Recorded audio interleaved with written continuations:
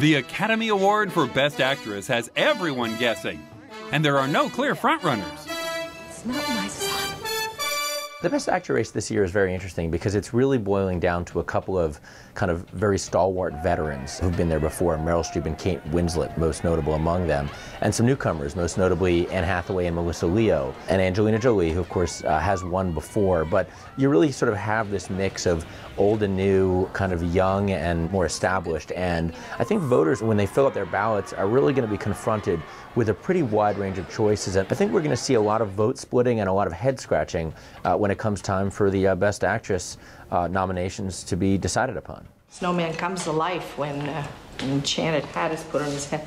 If the music were more somber, people would realize the images are disturbing and the song are radical. The grand dame of Oscar nominations, nominated no fewer than 15 times, is Meryl Streep, and she's actually only won Best Actress once for Sophie's Choice. It's hard to call her an underdog. She's so well liked and really beloved by, you know, both kind of Hollywood and the whole Academy community. But that said, you know, the fact that she's been there so often is, you know, practically every year in a movie that gets critical attention for her performance and awards attention in most cases, I think kind of makes her the favorite. I mean, if ever there's sort of a favorite underdog, I think she'd be it.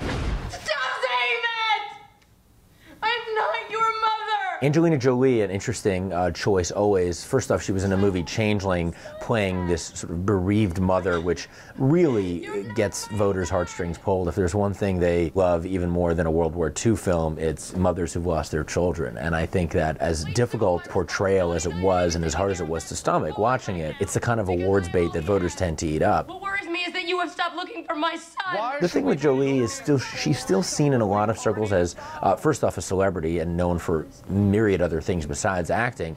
But even within her acting realm, I think a lot of people still see her as, you know, a more commercial actress. She's done A Mighty Heart. She's done a movie like Changeling. She's certainly someone who could pull off these kind of artier roles, but she's also someone who's known as Lara Croft, I think, in some circles, and is a big box office draw in those kinds of movies. So is Angelina Jolie really given this sort of actor's performance as opposed to a very good role for a very big celebrity? And I think in that sense, she's going to have a bit of a tough road to hoe.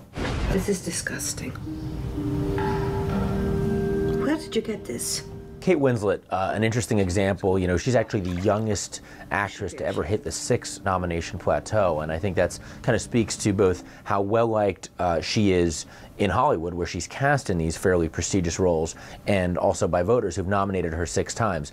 The wrinkle for her is that she's nominated for a movie, The Reader, which a lot of people have not seen, and I think that's really going to be tricky, you know, for her to kind of sway voters who haven't seen the film. What she has going for her is that her role and performance in Revolutionary Road was acclaimed, and a lot of people actually thought she was going to be nominated for that. So I think if there's sort of a kind of cumulative effect here, it's going to benefit her, where people say, you know what, she was good in The Reader, maybe I haven't seen it, maybe she wasn't great, but she was so good in Revolutionary Road that I think there are people who are just going to vote for her as an actress as much as they are for her in this performance. I have been here so many times and lost so many times that quite honestly, you know, I have a really good losing face now, you know.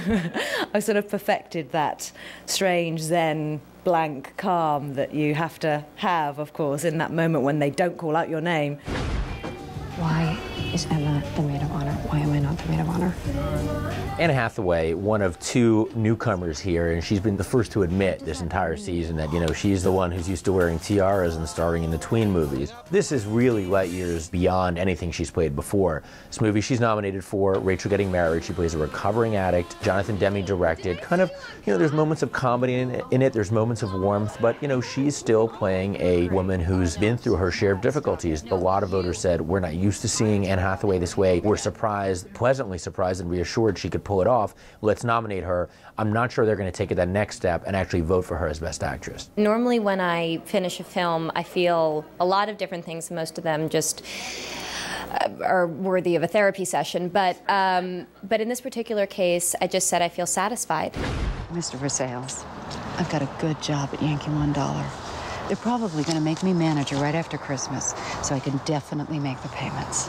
Melissa Leo's a feel-good story. You know, when I think of Melissa Leo on the actress side, I think of Richard Jenkins on the Best Actor side. You know, two people who are just working actors who everybody knows from sets. I think that's probably why they got a lot of goodwill among the actors branch. And I think it's such a nuanced performance. It was impossible for the Academy to ignore it.